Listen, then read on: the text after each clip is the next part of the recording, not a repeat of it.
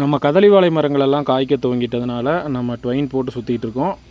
தற்பொழுது ஒரு தெளிவான காணொளி, அதாவது ட்வைன் போடுறதுக்கு என்னென்ன பொருட்கள் வேணும். முதல்ல வந்து ட்வைன் வாங்கணும். இந்த ட்வைனோட ஒரு கட்டோட விலை 650 ரூபாயிலும் இருக்குது, 750 ரூபாயிலும் இருக்குது. ஒரு கட்டு தோராயமாக 200 மரங்களுக்கு வரும். அடுத்து இந்த ஊனின்னு சொல்லுவோம். இந்த மூங்கில் தப்பைகள் தான் இணைப்புகளை வந்து மண்ணில் அடித்து கட்டுறதுக்கு உதவும்.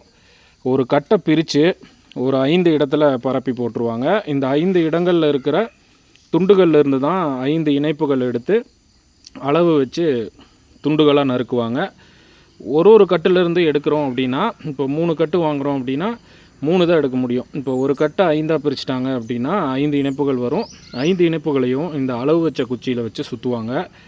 இப்போ அளவுங்கிறது 7 அடியில் ஒரு இணைப்பும் 2.5 அடியில் ஒரு இணைப்பும் 2 விதமாக துண்டுகளாக நறுக்குவாங்க. இப்போ 5 இடங்களில் பிரித்து போட்ட கட்டுகள்லேருந்து இணைப்புகளை உருவி 2 குச்சிகளுக்கும் இடையில் சுற்று போட்டுகிட்டே வருவாங்க.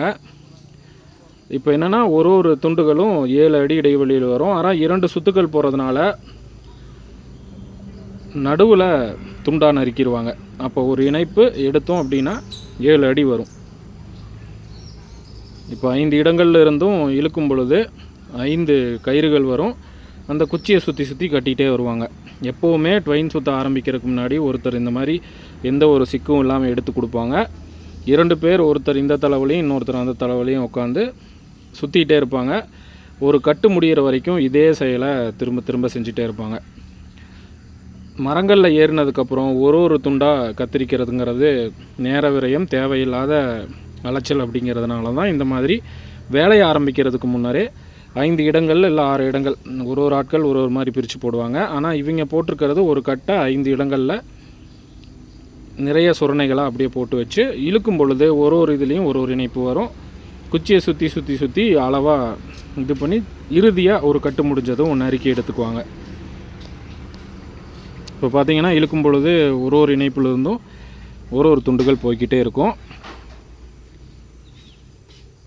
இதுதான் முக்கியம். ஏன்னா ஒரு மரத்துக்குமான இடைவெளி 7 அடி அப்படிங்கிறதுனால சரியாக இந்த குச்சிக்கான இடைவெளியும் 7 அடி வச்சுருப்பாங்க. இந்த கோடு எதுக்குன்னா, இந்த கோட்டு நேர் ஒரு மரத்தண்டு வச்சு துண்டுகளாக நறுக்குனாங்கன்னா 7 அடி வரும். அவங்க அங்கே சுற்றிட்டு இருக்கிற சமயத்தில் இன்னொரு அண்ணா ஊனி அடிச்சிட்ருக்காங்க. நம்ம வாங்கிட்டு வந்த மூங்கில் தப்பைகளை ஓரப்பகுதிகள் மற்றும் 2 பார்களுக்கு இடையில் அடிச்சுட்டே போயிட்டுருப்பாங்க. இதுதான் முக்கியமாக நல்ல அந்த கட்டுகளை இறுக்கி பிடிக்கிறது. அதுவும் இந்த மாதிரி சாய்வாத எதிர் திசையில் சாய்வாத அடிப்பாங்க. 2 அடி இருக்குது குச்சினா ஒரு 1.5 அடி மண்ணுக்குள்ளே போகிற மாதிரி நல்லா சம்மட்டி வச்சு அடிச்சிருவாங்க. இதுதான் ரொம்ப உறுதியாக மரங்களை இழுத்து பிடிக்கிறது. அதனால் நான் 7 ரூபாயில் இருக்கிற குச்சியை வாங்கிட்டு வந்தேன். ஏன்னா முடிஞ்ச வரைக்கும் உறுதியாக அந்த மரங்களோட இணைப்பை தாங்கி பிடிக்கணுன்னு. மூங்கில் தப்பைகள் தான் இதற்குன்னே மூங்கில் கடைகளில் கத்திரிச்சு வச்சுருப்பாங்க. இப்போ ஒரு பார் விட்டு ஒரு பாரில் இந்த மூங்கில் தப்பைகளை நல்லா ஆழமாக அடிச்சிருவாங்க. நல்லாவே தெரியும் உங்களுக்கு ஒரு பார் விட்டு ஒரு பார் போய் அடிக்கிறது. அதாவது 6 பேர் வராங்கன்னா ஒருத்தர் அவங்களுக்கான வேலையை எடுத்துக்குவாங்க. ஒரு 2 மணி நேரத்துக்குள்ளேயே அனைத்து வேலையும் முடிச்சுட்டு ஏணி வச்சு ஏறி ட்வைன் சுற்ற ஆரம்பிச்சிருவாங்க. இங்கே ஒரு புறம் அண்ணா தும்பு கட் பண்ணுறாரு. தும்புன்னு சொல்கிறது மரத்தை சுற்றி ஒரு வளையம் போன்ற அமைப்பு உருவாக்கணும். அந்த சைடு 7 அடி துண்டுகளை நறுக்கிறாங்க, அதை சுற்றிட்டு இருக்காங்க. இந்த பக்கம் மரத்தை சுற்றி ஒரு வளையம் போன்ற அமைப்பு, அதாவது அந்த தும்பு அப்படின்னு தெளிவாக சொல்கிறாங்க. இந்த தும்பில் தான் 4 இணைப்புகளும் நாலாபுறமும் பிரியும். நீங்கள் பல வருடங்களாக இதே வேலை எனக்கு தெரிஞ்சு நம்ம பகுதிகளில் ட்வைன் சுற்ற ஆரம்பிக்கிறதுங்கிறது ஒரு 7-8 வருடமாகவே நடக்குது. அதனால் மிகவும் அனுபவம் வாய்ந்த அண்ணாக்கள் தான். நீங்கள் உங்கள் வயலில் சுற்றணும் அப்படின்னாலும் நான் அவங்களோட தொடர்பு என்னெல்லாம் பதிவு பண்ணுறேன். கண்டிப்பாக அங்கேயும் வந்து பணிகளை சிறப்பாக செஞ்சு கொடுப்பாங்க. ஏன்னா நான் கடந்த வருடம் கூட இவங்க தான் நமக்கு அந்த பணிகளை செஞ்சு கொடுத்தாங்க. ஆனால் காற்று தான் உடைச்சிருச்சு. ஆனால் அது அளவற்ற காற்று. ஓரளவுக்கு நம்ம இப்போ சுற்றுறது காற்று காலம் இல்லை, இருந்தாலும் கதலி பொறுத்த வரைக்கும் காய்களோட எடை தாங்காமல் சாய ஆரம்பிக்குங்கிறனால தான் நம்ம இப்போ இந்த பணியை செய்கிறோம். இப்போ ஒரு கட்டுகளாக கட்டிட்டோம் அப்படின்னா தேவையில்லாமல் சிதறாது அப்படிங்கிறது தான். அந்த நடுவில் ஒரு கோடு போட்டிருக்காங்கல்ல, அதுதான் அளவு. ஏன்னா 2 சுற்றுகள் வர்றதுனால நடுவில் துண்டாக நறுக்கும் பொழுதே 7 அடி வரும்.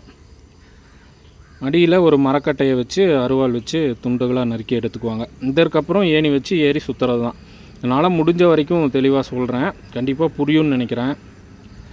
இந்த காணொலியை பார்த்தா நம்மளே செய்யலாம். ஆனால் கண்டிப்பாக ஒரு 6 பேர் 7 பேர் இருந்தால் தான் ஒரே நாளில், ஒரு நாள் கூட தேவையில்லை, ஒரு 5 மணி நேரத்தில் வேலையை முடிச்சிருவாங்க. முதல்ல வந்தோன்னே இந்த பணி தான் செய்வாங்க. ஏன்னா இதுதான் முக்கியமாக தேவைப்படுற பொருளுங்கிறது. இப்போ இந்த சுரணையில் இருக்கிற ஒரு துண்டுகளும் 7 அடி இடைவெளியில் சரியாக இருக்கும். அதாவது நீங்கள் நடுற இடைவெளியை பொறுத்து இதனோட அளவுங்கிறது மாறும். சிலர் 8 அடி இடைவெளி விட்டு போட்டிருக்கீங்கன்னா அதுக்கு தகுந்த மாதிரி இவங்க அளவு வச்சு கத்திரிச்சுக்குவாங்க.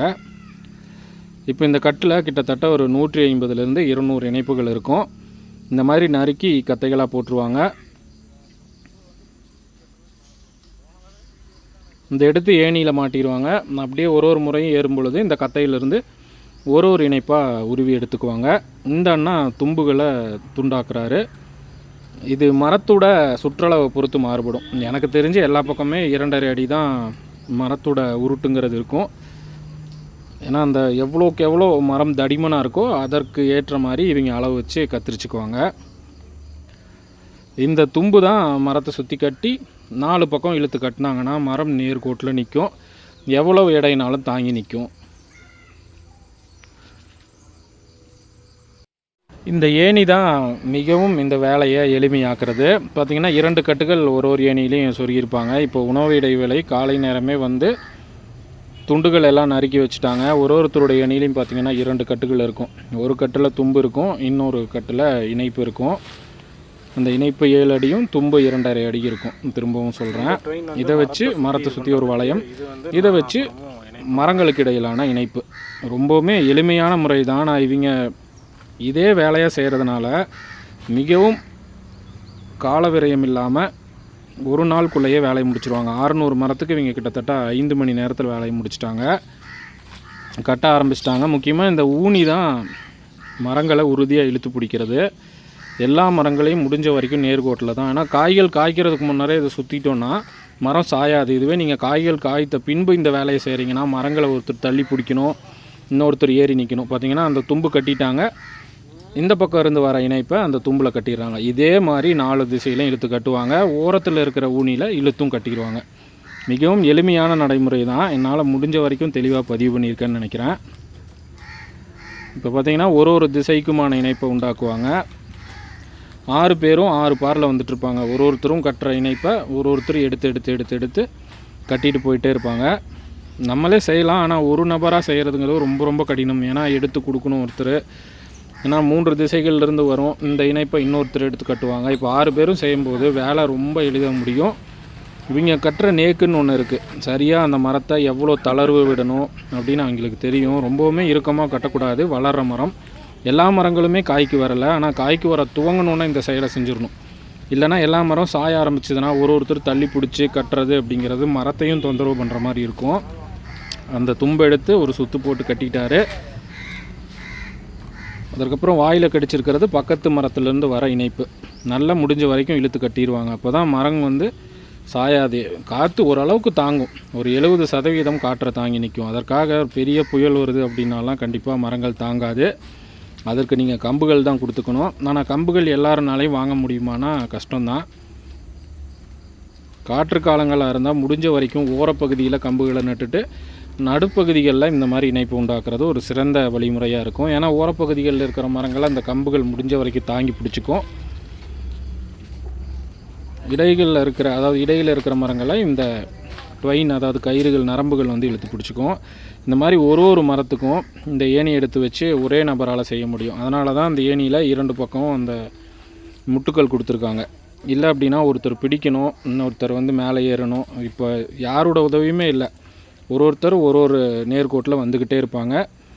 தும்பை சுற்றி கட்டிட்டு பக்கத்தில் இருக்கிற மரத்துலேருந்து வர இணைப்பை ஏறும் பொழுதே எடுத்துக்குவாங்க. அப்படியே கட்டிகிட்டே போயிட்டுருப்பாங்க. எனக்கு தெரிஞ்சு இதற்கு மொத்த செலவுங்கிறது நம்ம கட்டுகள் வாங்கினது 4 கட்டு, அதுக்கு ஒரு 2800 ரூபா.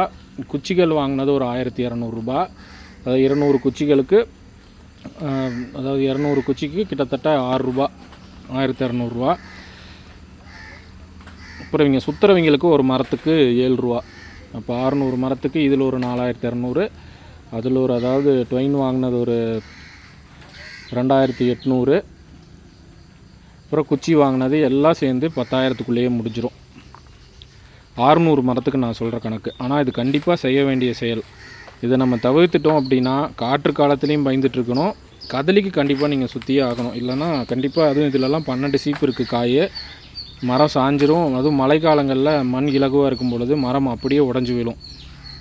நல்ல விலைக்கு போச்சுன்னா இது ஒரு 50 தார்கள் விற்பனை ஆகிற விலை தான். அதற்காக இந்த சின்ன செலவை பார்த்து ஒரு நாளும் பயந்துட்டுருக்க தேவையில்லை. அதனால தான் நான் முக்கியமாக ட்வைன் போடுறோம். முடிஞ்ச வரைக்கும் நான் இதில் தெளிவாக பதிவு பண்ணியிருக்கேன்னு நினைக்கிறேன். எந்த ஒரு கருத்தாக இருந்தாலும் கமெண்ட்டில் பதிவிடுங்க, நான் உடனே பதில் சொல்கிறேன். முடிஞ்ச வரைக்கும் இவங்களோட பதிவெண்ணையும் நான் கொடுக்குறேன். இல்லைனாலும் நீங்கள் கமெண்ட்டில் கேட்டிங்கன்னா நான் கண்டிப்பாக உடனே நான் பதில் சொல்கிறேன். பக்கத்தில் இருந்தால் வந்து இந்த வேலையை இவங்களே செஞ்சு கொடுத்துட்டு வருவாங்க. நன்றி.